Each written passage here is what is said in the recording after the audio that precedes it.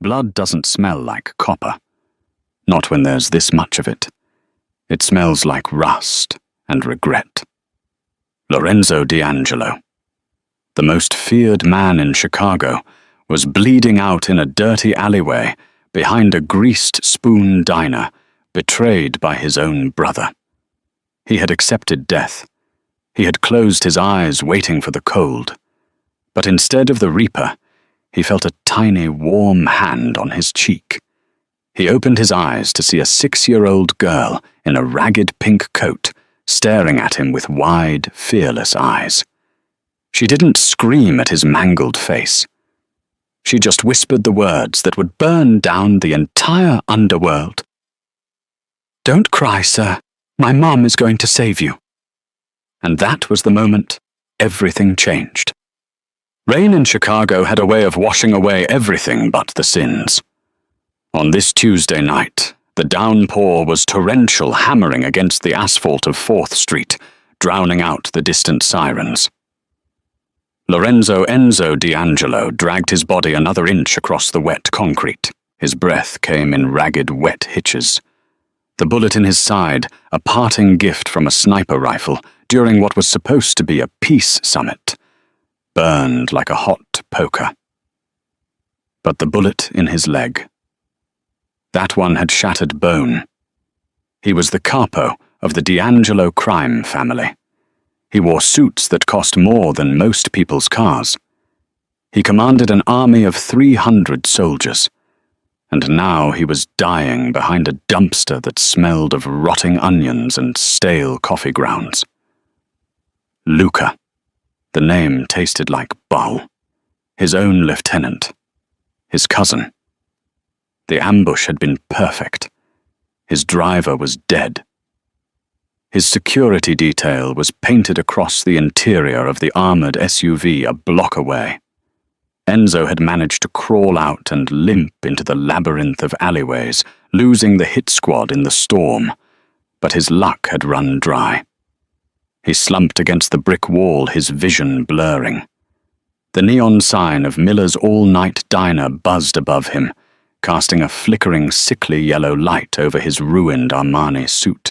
"This is it," he rasped, his head falling back. He reached for the Beretta tucked in his waistband, but his fingers were too numb to grip the cold steel. He let his hand drop. He closed his eyes, listening to the rain, waiting for Luca's men to turn the corner and finish the job. Squish. Squish. Squish. It wasn't the heavy boot steps of a hitman. It was the sound of small, light sneakers splashing in puddles. Enzo forced one eye open. Standing 3 feet away was a child. She couldn't have been more than 6. She wore a faded pink raincoat that was a size too big and held a clear plastic umbrella adorned with cartoon ducks. Her hair was a riot of blonde curls, damp from the humidity, and her eyes were a startling, piercing blue. She held a black trash bag in her other hand. She had clearly come out the back door of the diner to dump the trash. Enzo tried to growl to scare her away, to tell her to run before the wolves came. "Go," he wheezed. The girl didn't flinch. She dropped the trash bag. She took a step closer. "You're hurt," she said. It wasn't a question. Her voice was high, sweet, and completely out of place in the grime of the alley. "Kid, run." Enzo gritted out, blood coughing up onto his chin. She didn't run. She closed her umbrella and set it down. She walked right up to the most dangerous man in the city and knelt in the oily puddle beside him. She reached into her pocket and pulled out a crumpled napkin. With a gentleness that made Enzo's chest ache, she reached out and dabbed at the blood trickling from a cut above his eyebrow. Enzo flinched. He expected pain. He expected fear. He didn't expect the warmth of her tiny hand resting on his cheek. "Don't cry, sir," she whispered, looking deep into his eyes. Enzo blinked. Was he crying? The rain masked it, but perhaps a tear of frustration had escaped. "My mom is going to save you," she stated with absolute conviction. "She fixes everything." "Daisy." The shout came from the metal door of the diner. It swung open with a clang, and a woman rushed out, a heavy apron tied around her waist. "Daisy, I told you to just throw the bag. And come right back inside, it's freeze." The woman froze. She saw the blood first, then the gun on the ground, then the man. Clara Mitchell was 26, but her eyes held the weariness of someone who had lived 3 lifetimes. She had messy brown hair tied up in a chaotic bun and a stain of ketchup on her collar. She stared at Enzo, and for a second Enzo saw the panic flare in her eyes. He knew that look. It was the look civilians gave him right before they screamed. "Daisy, get away from him," Clara hissed, her voice trembling but low. She lunged forward, grabbing the girl by the arm and pulling her back.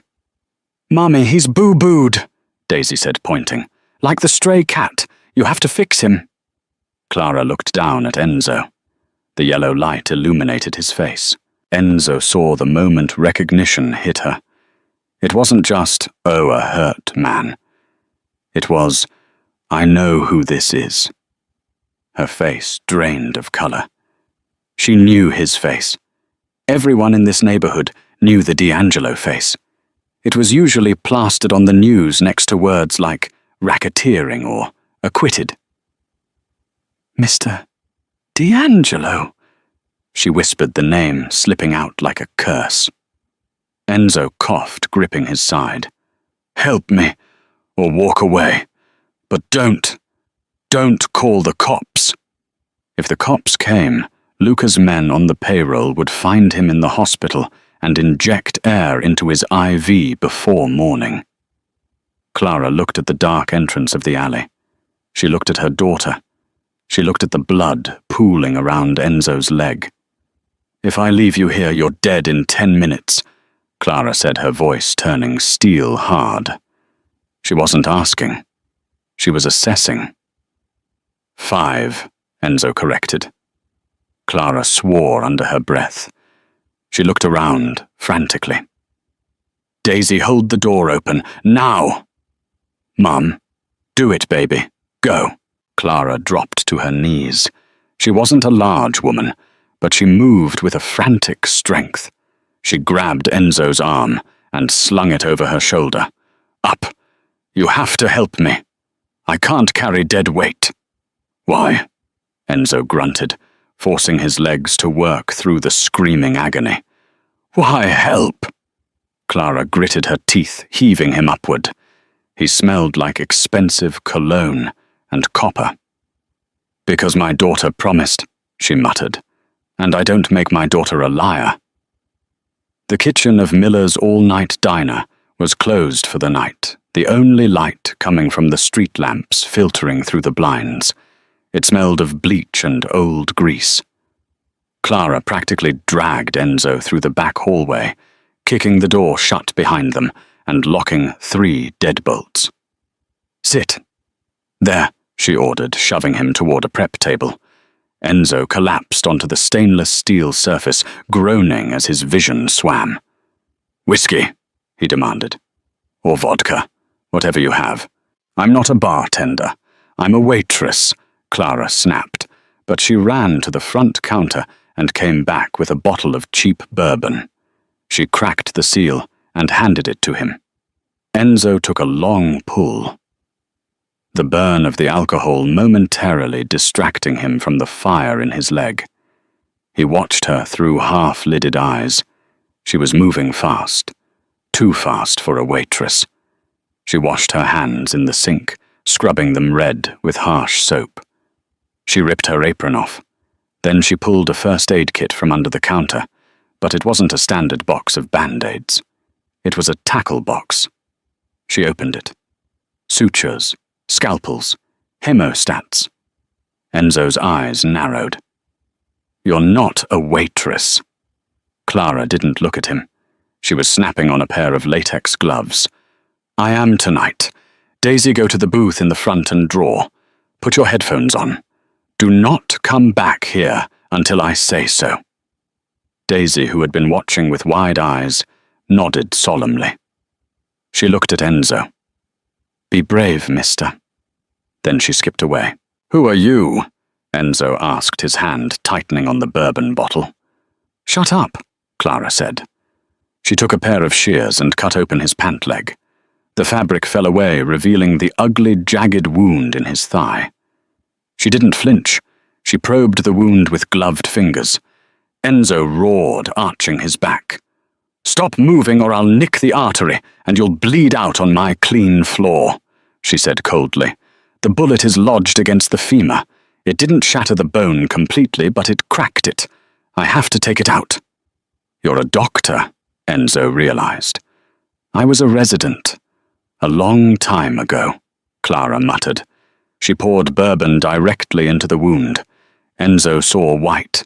He bit his tongue so hard he tasted fresh blood. When his vision cleared, Clara was holding a scalpel. "This is going to hurt more than getting shot," she warned. "Bite on this." She shoved a rolled-up dish towel into his mouth.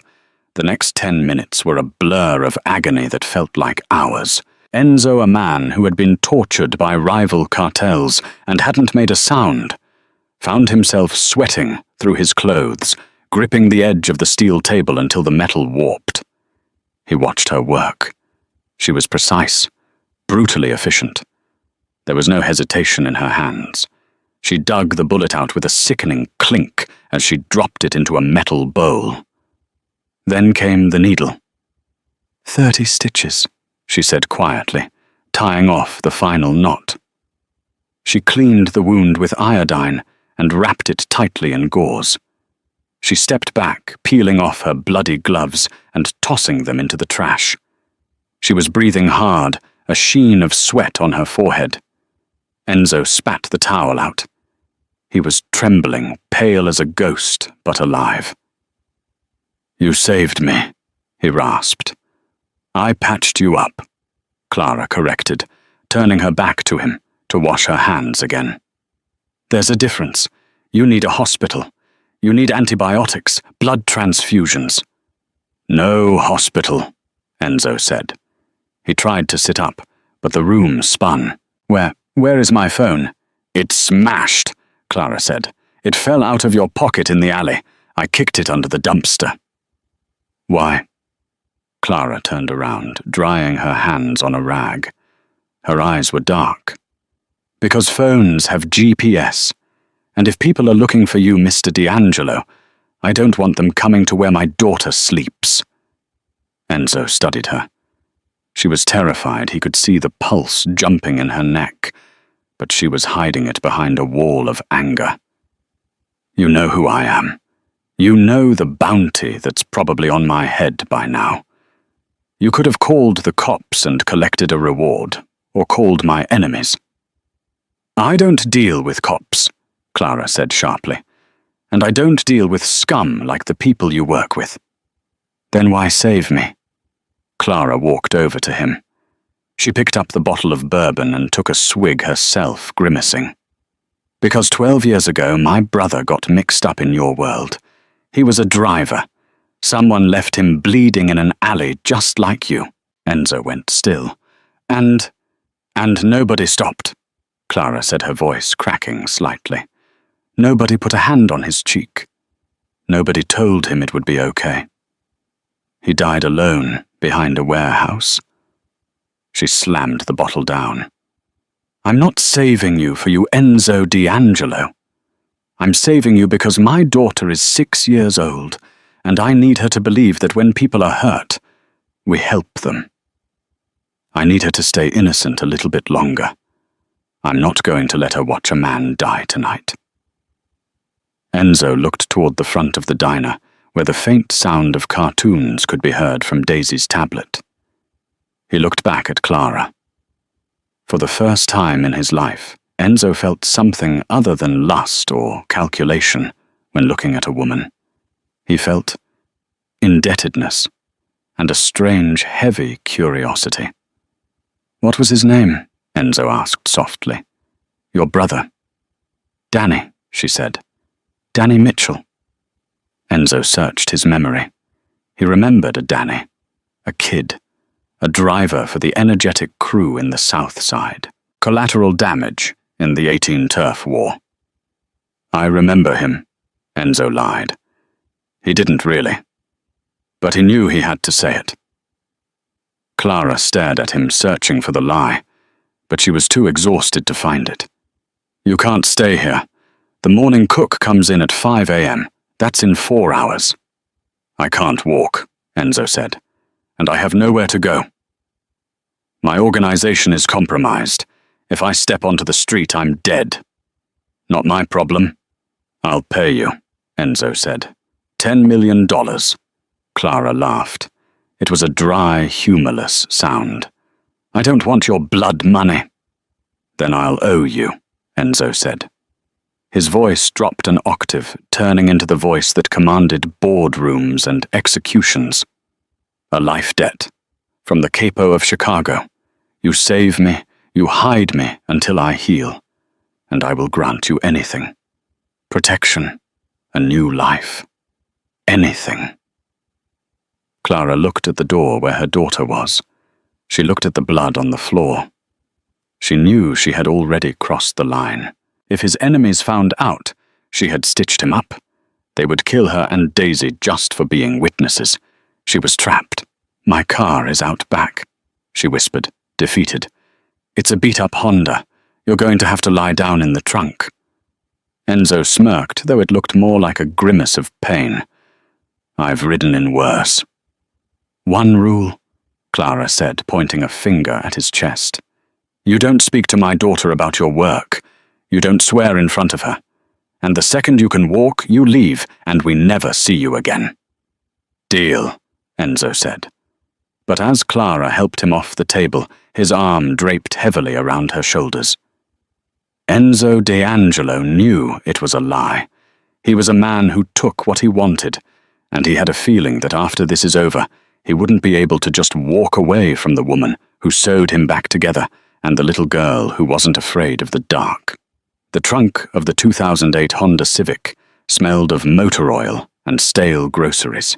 For Enzo D'Angelo, a man accustomed to the hand-stitched leather of a Maybach, the cramped darkness was a humiliation.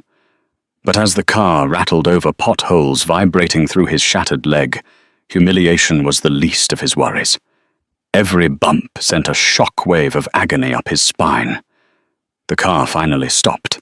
The engine sputtered and died. The trunk popped open, letting in the cold, wet air of the Chicago night. Clara's face appeared framed by the sodium-orange glow of a street lamp. She looked terrified, scanning the parking lot.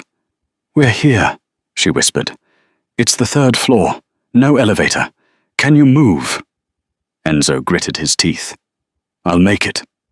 He rolled out of the trunk, his expensive suit now ruined beyond recognition. He leaned heavily on Clara. She was small, barely coming up to his shoulder, but she had a wiry, desperate strength. "Daisy, run ahead. Unlock the door." "Number 3B," Clara commanded softly. Daisy nodded, clutching her plastic duck umbrella like a shield, and scampered up the dimly lit concrete stairs. The ascent was a nightmare. Enzo dragged his bad leg, sweating through the fever that was already beginning to boil in his blood. Every step was a battle. By the time they reached the 3rd floor, Enzo's vision was tunneling. They tumbled into the apartment, and Clara quickly bolted the door, engaging the chain lock. "Bedroom," Clara panted, steering him down a short hallway. "Daisy, go sleep on the couch tonight, baby. Mr. Enzo needs the bed." "Okay, Mum," Daisy said, unbothered. They entered the bedroom. It wasn't the master suite Enzo was used to. It was a tiny room with peeling wallpaper, but it was aggressively cheerful. The bedspread was pink with unicorns, Glow-in-the-dark stars were stuck to the ceiling. A nightlight, shaped like a mushroom, cast a soft glow in the corner. "This is," Enzo muttered, swaying. "My room is too small for you and the mattress is broken," Clara said, helping him sit on the edge of the twin-sized bed. "Daisy gave up her castle for you. Don't make a mess of it." Enzo collapsed back onto the unicorn pillows. The juxtaposition was absurd. The capo of Chicago, a man who had ordered hits before breakfast, was now bleeding out in a 6-year-old sanctuary. "I need to check the dressing," Clara said, all business again. She turned on a bedside lamp. "And I need to get these wet clothes off you before you get pneumonia on top of sepsis." She worked quickly, stripping off his ruined jacket and shirt. When she saw the map of scars across his chest, old knife wounds, bullet grazes, burns, she paused. Her fingers hovered over a particularly jagged scar near his heart. "Occupational hazards," Enzo mumbled, his eyes half closed. "You have a terrible occupation," Clara murmured. She checked the leg.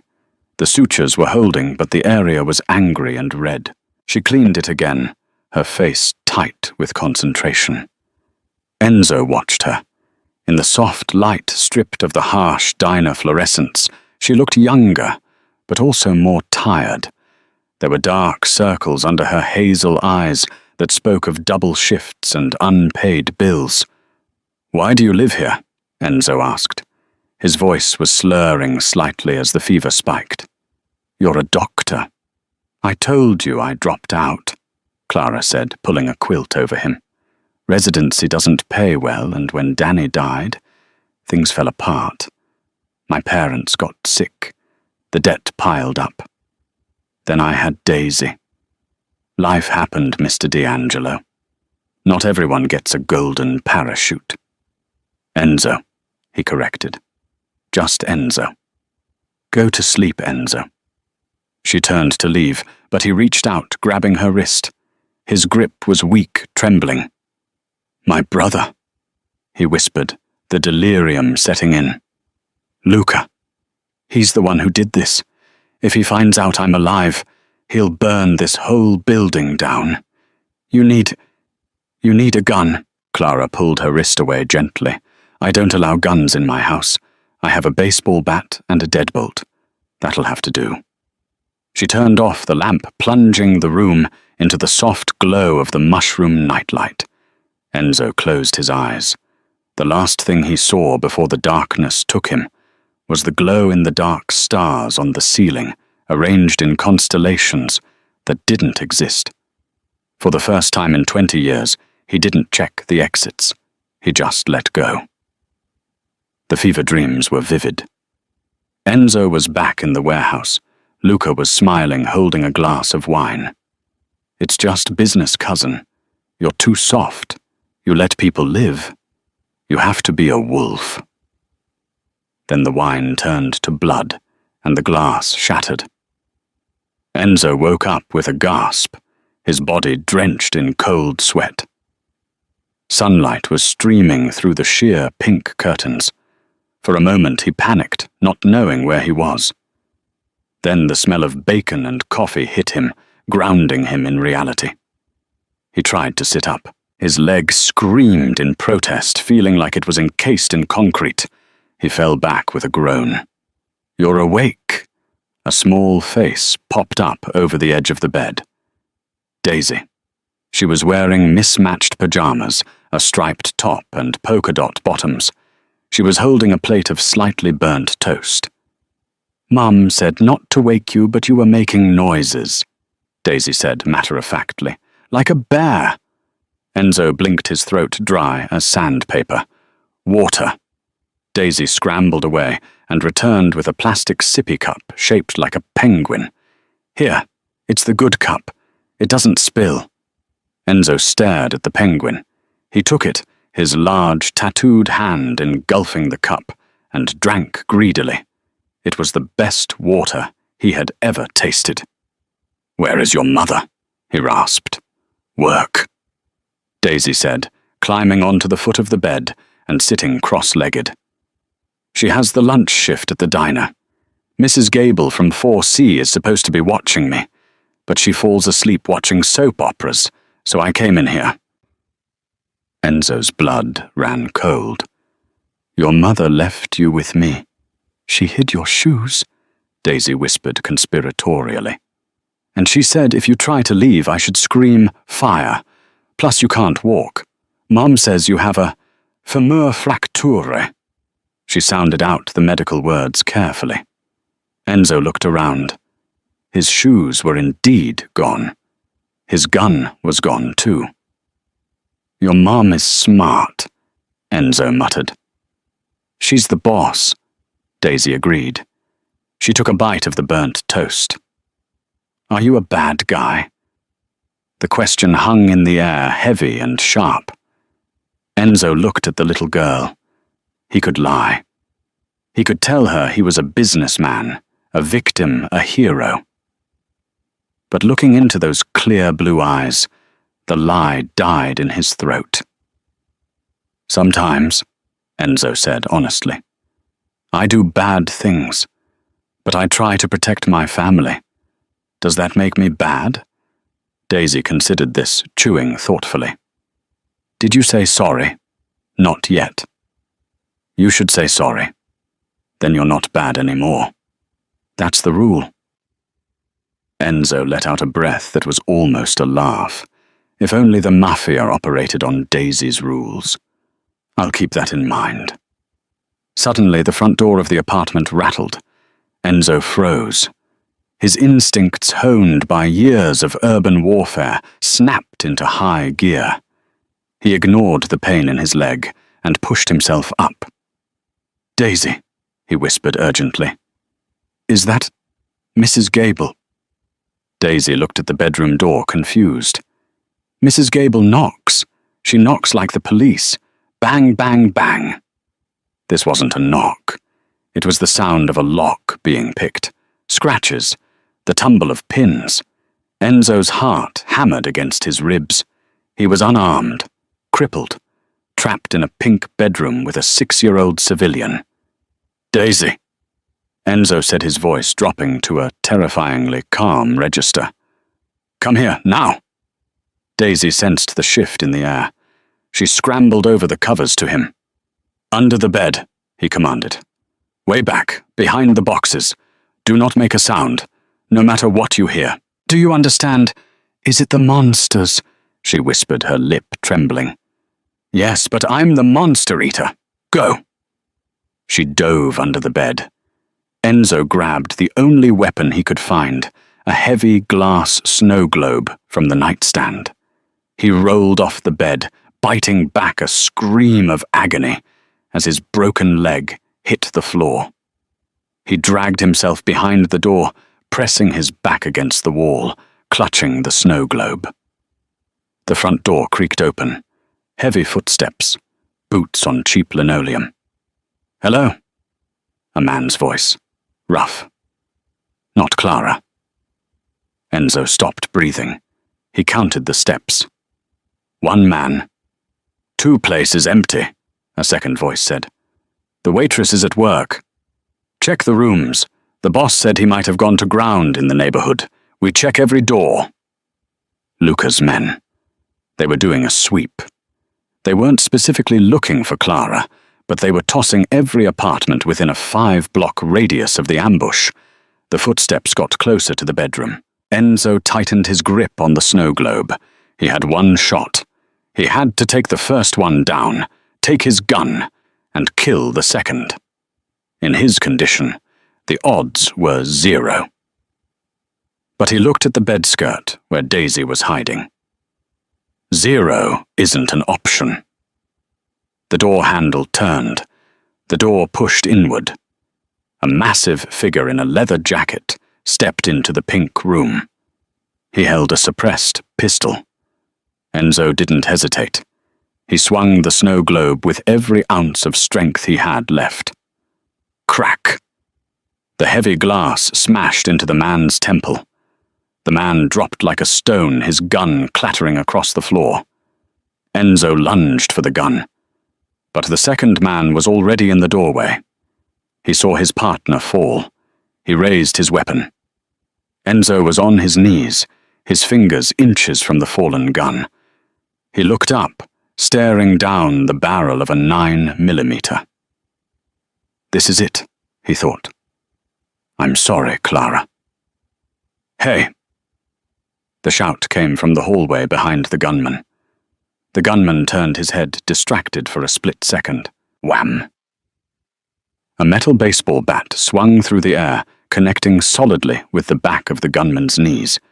He howled, buckling. Clara stood there, still wearing her diner uniform, her face a mask of pure feminine rage. She swung the bat again this time, bringing it down on the man's wrist. The gun flew out of his hand. "Get out of my house!" she screamed. The man panicked by the ambush, and the ferocious woman scrambled back, clutching his wrist. He looked at his unconscious partner, then at the gun on the floor that Enzo had now grabbed. Enzo leveled the pistol at the man's chest. His hand was shaking, but his eyes were dead. "Run," Enzo growled. "Tell Luca. Tell him the wolf is coming." The hitman didn't need to be told twice. He abandoned his partner and sprinted out of the apartment. Silence slammed back into the room. Enzo lowered the gun, his adrenaline crashing. He leaned his head back against the wall, panting. Clara dropped the bat. She rushed to the bed. "Daisy, Daisy." "I'm here, Mommy." Daisy crawled out from under the bed, dusty but unharmed. Clara scooped her up, burying her face in the girl's curls, sobbing dry, terrified tears. She held her daughter so tight, her knuckles turned white. After a long minute, Clara looked up at Enzo. Her fear was gone, replaced by a cold, hard realization. "They found us," she said. "They were sweeping the block," Enzo said, checking the pulse of the unconscious man on the floor. "He's out cold, but the other one, he'll be back, with 10 more. Enzo looked at Clara. "You have to leave. Pack a bag. Go to the police. Tell them I broke in and held you hostage.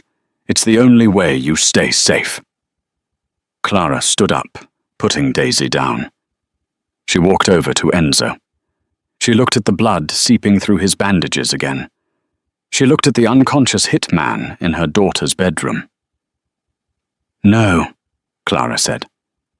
"Clara, don't be stupid. They will kill you."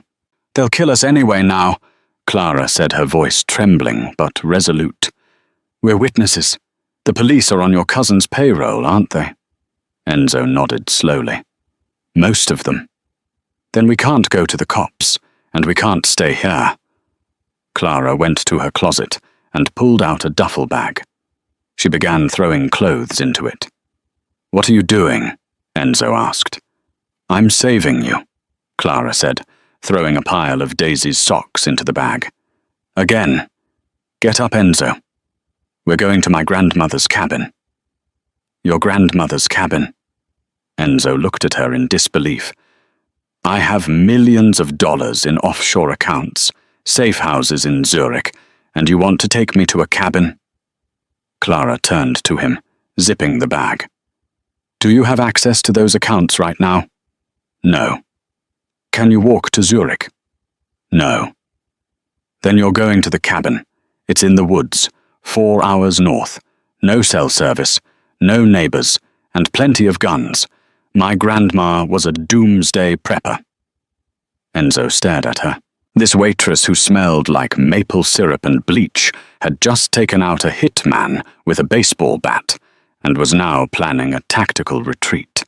A slow, painful smile spread across Enzo's face. "Okay," he said. "To the cabin." The cabin was less of a rustic retreat and more of a fortress disguised as a shack. Located deep in the Wisconsin woodlands, miles from the nearest paved road, it was surrounded by towering pines that whispered in the wind. For 2 weeks, it became their world. Life in the cabin developed a strange domestic rhythm. Enzo, the man who used to decide the fate of businesses with a snap of his fingers, was now relegated to the couch, his leg propped up on a stack of old National Geographic magazines. Clara was his nurse, his guard, and his tormentor. "Eat it," Clara said, shoving a bowl of oatmeal toward him. "I hate oatmeal. It's peasant food," Enzo grumbled, though he took the bowl. "It's heart healthy, and since you've lost a pint of blood, you need the iron. Eat." She didn't fear him anymore. The fear had evaporated somewhere on the drive up, replaced by a pragmatic, almost bossy familiarity. She changed his bandages with efficient hands, scolded him when he tried to walk too soon, and ignored his demands for wine.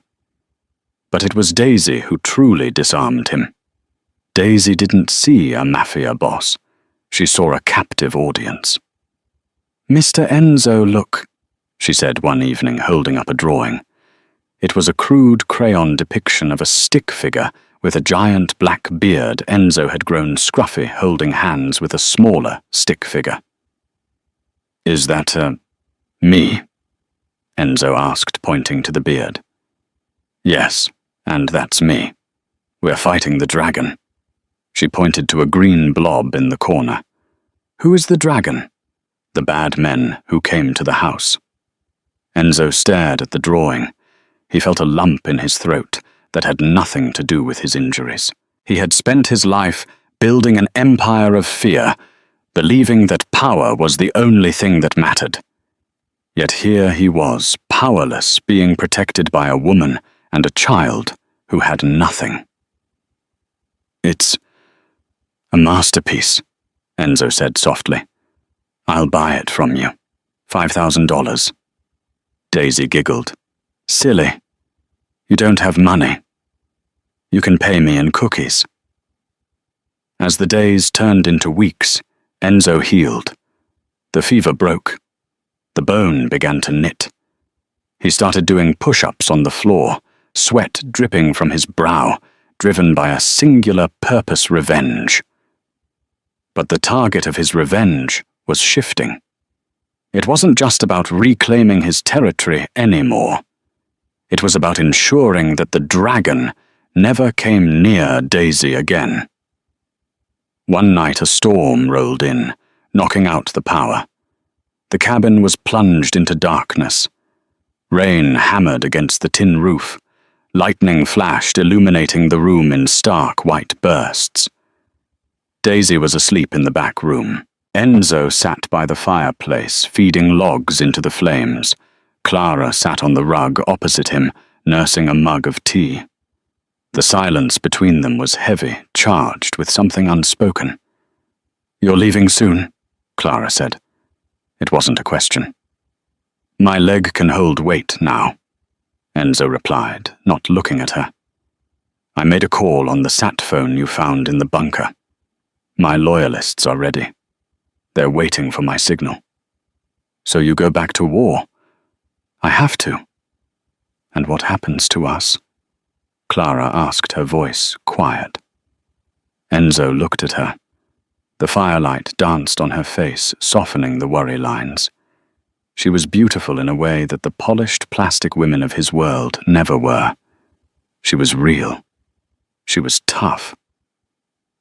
"I told you," Enzo said. "I'll set you up. Money. A house in France, anywhere you want." "I don't want your money, Enzo." "Then what do you want?" Clara stood up and walked over to him. She stopped inches from his chair. "I want to know that this wasn't just a job, that we weren't just safe houses." Enzo reached out his hand, wrapping around her waist. He pulled her closer. He could smell the rain on her hair and the soap she used. "Clara," he whispered, his voice rough. "You saved my life. You are the only thing in this world that isn't tainted."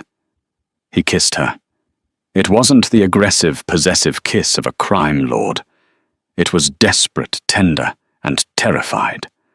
It was the kiss of a man who had found salvation and knew he had to leave it behind. For that night, the war didn't exist.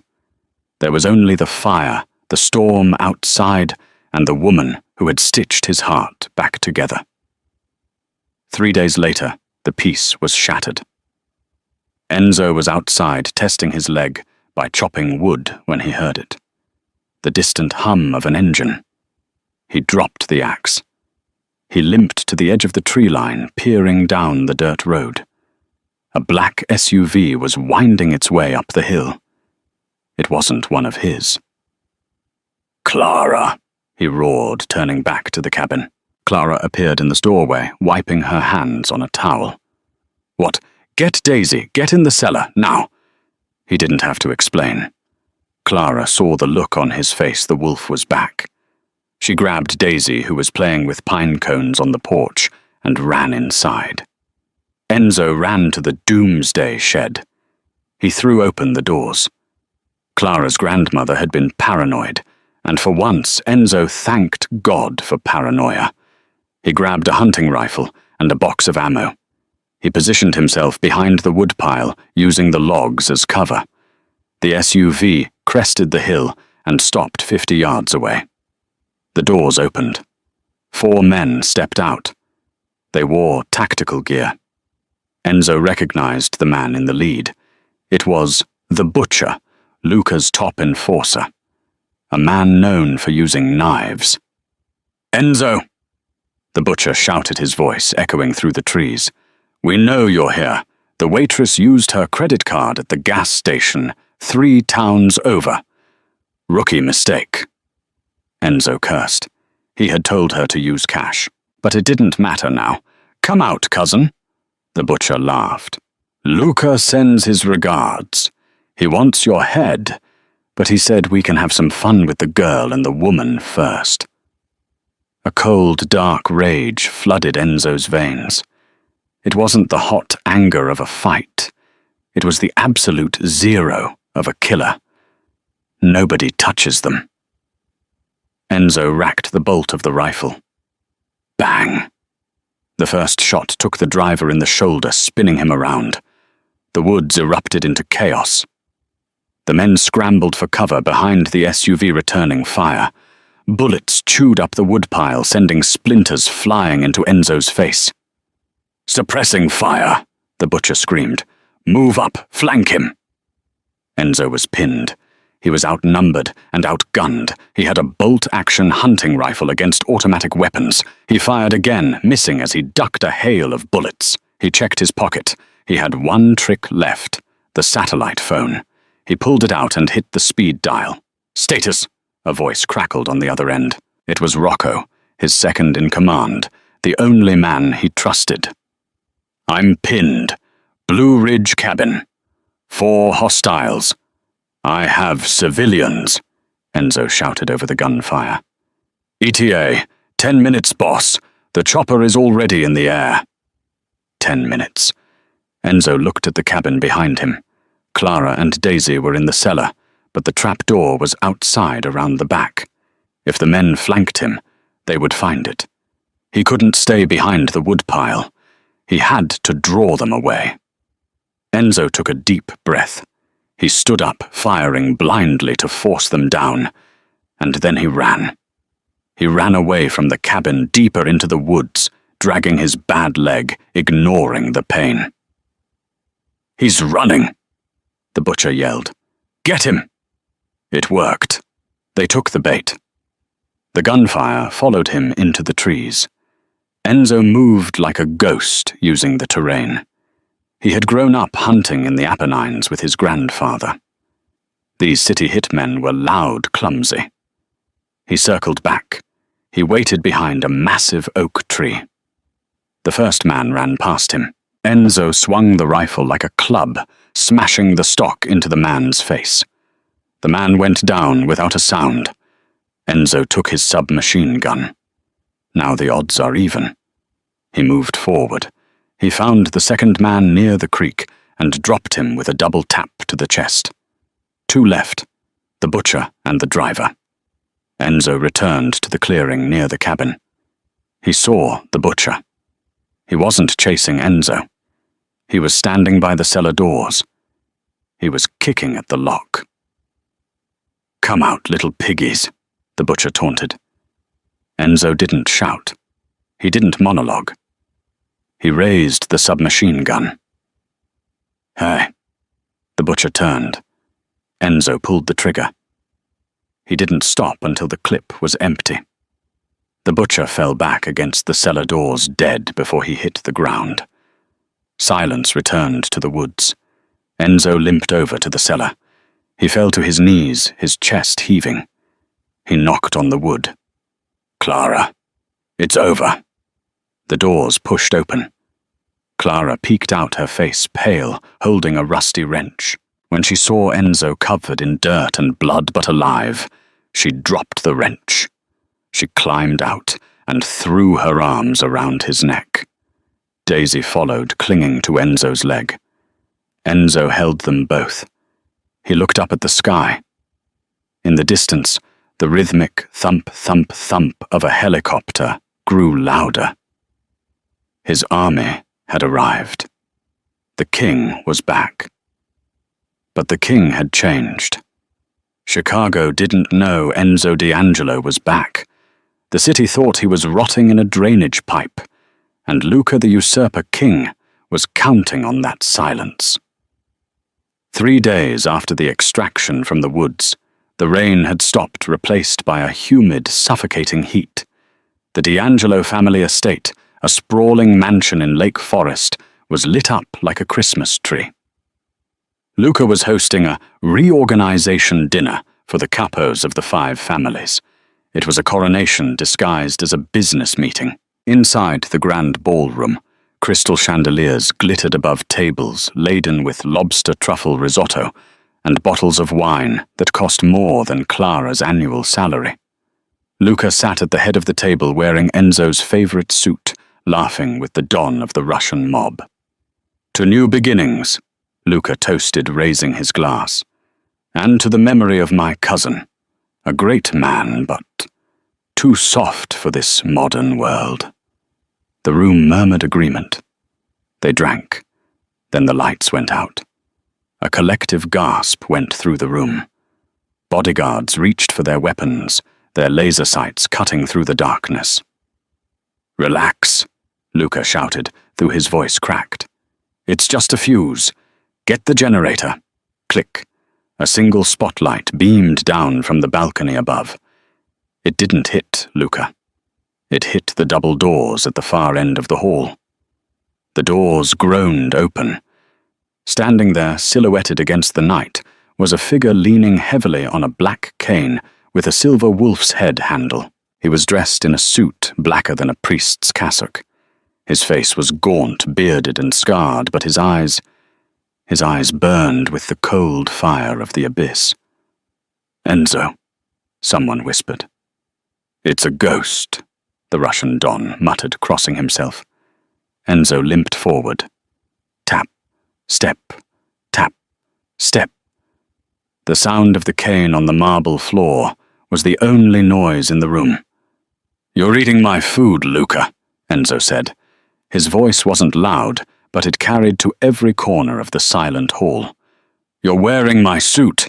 You're sitting in my chair." Luca stood up, knocking his wine glass over. The red liquid stained the white tablecloth like a gunshot wound. "Kill him!" Luca screamed. "He's one man. Kill him!" 20 bodyguards raised their weapons. Enzo didn't flinch. He just checked his watch. "Now!" Glass shattered from the skylights above. Ropes dropped. Men in black tactical gear. Rocco's men rappelled down like spiders. At the same time, the waiters who had been serving the wine pulled suppressed pistols from their serving trays. In 3 seconds, the room was secured. Every bodyguard had a gun pressed to the back of their head. The waiters were Enzo's loyalists, planted hours ago.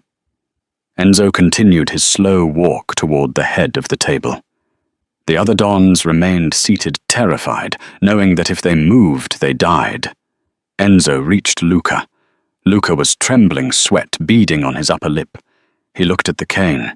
He looked at the scars on Enzo's face. "Cousin," Luca stammered. I did it for the family." You were weak. You were going to get us killed." "I was weak," Enzo agreed softly. He stopped right in front of Luca. "I thought mercy was a currency. I thought blood meant loyalty." Enzo raised his hand. Rocco stepped forward and handed him a pistol. It wasn't a gold-plated Desert Eagle. It was a simple dirty Glock, the same gun the butcher had tried to use in the woods.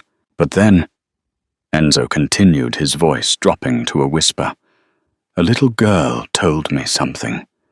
She told me to say sorry when I do bad things." Enzo jammed the barrel of the gun into Luca's chest. "I'm sorry, Luca." Bang! The sound was deafening in the cavernous room. Luca slumped back into the chair, his eyes wide with shock before sliding to the floor. Enzo turned to the table of crime lords. He didn't raise his voice. He didn't threaten them. He simply placed the gun on the table next to the spilled wine.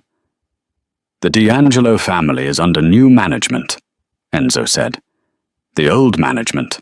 Anyone have an objection?" Silence. "Good," Enzo said. "Enjoy the risotto. It's excellent." He turned and walked away, the cane tapping a rhythm of absolute power. But as he exited the hall, leaving the violence behind him, Enzo didn't feel the rush of victory he used to crave. He felt empty. He had his crown back. But he was missing his heart. 2 months had passed. Clara Mitchell was wiping down table 4 at Miller's all-night diner. The fluorescent lights still hummed with that annoying buzz. The coffee still smelled burnt. The customers were still rude. Nothing had changed, and yet everything was different. She looked at the front door every time the bell chimed. She told herself she was afraid. She told herself she was looking for hitmen, but she knew she was lying. She was looking for him. Enzo had kept his word. The day after the helicopter rescue, a lawyer had shown up at her apartment. He had handed her the deed to a house in the suburbs, a trust fund for Daisy's college, and a check for $5 million. Clara had torn the check up. She had sent the lawyer away. She didn't want to be paid off like a mistress. She had saved his life. She had washed his blood off her floor. They had shared a silence in a cabin that felt more intimate than any marriage she had ever known. And then he had vanished. "Mummy, draw with me," Daisy said from the booth near the window. Clara sighed, forcing a smile. "In a minute, baby." The bell above the door chimed. Clara didn't look up immediately. "Sit anywhere you like. I'll be right with." The air in the diner changed. It grew heavier, charged with static. The chatter of the truckers at the counter died down. Clara froze. She knew that cologne. Sandalwood, expensive tobacco, and rain. She looked up. Enzo stood in the doorway. He wasn't wearing a tuxedo. He was wearing dark jeans and a leather jacket. He was walking without the cane now, though a slight limp remained a permanent reminder of the alley. He looked out of place among the vinyl seats and ketchup bottles. He looked like a wolf who had wandered into a petting zoo. He walked straight to her. He didn't look at the customers. He didn't look at the cook. He only looked at her. "You tore up the check," Enzo said. No hello. No small talk. "I don't want your money," Clara said, gripping her rag tightly. "I told you that in the kitchen while I was sewing your leg shut." "I bought the building," Enzo said. Clara blinked. "What? The diner? The apartment complex? The block? I bought it all this morning." Enzo took a step closer, invading her personal space, radiating that intense heat she remembered from the cabin. "So technically I'm your landlord, and your boss. You can't just buy people's lives," Clara hissed, her eyes flashing. "Why are you here, Enzo? You have your kingdom back. Go rule it." "I tried," Enzo said. His voice was raw. He reached out and took the rag from her hand, tossing it onto the table. He took her hands in his. They were rough, calloused hands, holding hers with a terrifying gentleness. "I sat in my mansion," Enzo said. "I had everything. Power, fear, respect. And all I could think about was burnt toast and a pink bedroom." Clara's breath hitched. "Enzo." "You were right," he said. "I am a bad man. I have done terrible things and I can't undo them. But I don't want to be the monster anymore. I want to be the man you saw in the woods."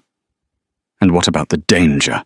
Clara asked, tears pricking her eyes. "What about the next Luca?" "There is no next Luca," Enzo said darkly. "I made sure of that. I am the most powerful man in this city, Clara. And I will burn this city to ash before I let anyone touch a hair on your head." "Mr. Enzo." Daisy had spotted him. She slid out of the booth and ran full tilt down the aisle. Enzo released Clara's hands and dropped to one knee, ignoring the pain in his bad leg. He opened his arms just in time for Daisy to slam into him. "You came back!" Daisy squealed. "Did you slay the dragon?" Enzo hugged the little girl, burying his face in her neck. He looked up at Clara over Daisy's shoulder. His eyes were shining. "Yes, Piccola," Enzo whispered. "The dragon is gone." He stood up, lifting Daisy with him. He looked at Clara. "I don't want you to be my nurse," Enzo said. "And I don't want you to be my employee. I want you to be my conscience. I want you to be the one who tells me when to stop." Clara looked at the man who had bled on her floor. She saw the darkness in him, yes, but she also saw the desperate need for light. She saw the man who had played dolls with her daughter while hiding from a death squad. "I'm not moving to a mansion," Clara said stubbornly. "I like my neighborhood." Enzo smiled. It was the first real smile she had seen on him since the cabin. "Then we'll stay here. I'll renovate. I'll make the walls bulletproof. I don't care where we are, Clara, as long as I'm with you." He held out his hand to her. Clara looked at the hand. It was a dangerous hand. Taking it meant stepping into a world of shadows and risk. But letting it go meant living the rest of her life, wondering what if. She took his hand. "Okay," Clara whispered, "but you're doing the dishes tonight." Enzo D'Angelo, the capo of Chicago, the wolf of State Street, laughed. He pulled Clara into a kiss that silenced the entire diner, a kiss that tasted of second chances and dangerous promises. "Deal," he said against her lips. As they walked out of the diner together, Enzo carrying Daisy and holding Clara's hand, the rain began to fall again. But this time, it didn't smell like rust and regret. It smelled like a clean slate. And in the reflection of the window, the neon sign buzzed no longer just a flicker in the dark, but a beacon. The wolf had found his pack, and God help anyone who tried to hurt them now. And that is the story of how a single act of kindness brought the most dangerous man in Chicago to his knees. It proves that sometimes strength isn't about how hard you can hit or how many men you command. Sometimes real strength is a little girl in a pink coat telling you not to cry. Enzo found his salvation not in power, but in the love of a waitress who refused to be afraid. If you enjoyed this story of danger, redemption, and romance, please smash that like button. It helps the channel so much. Don't forget to subscribe and hit the bell icon so you never miss a new story. And tell me in the comments, if you were Clara, would you have saved Enzo or would you have walked away? I read every comment. Thanks for watching, and I'll see you in the next video.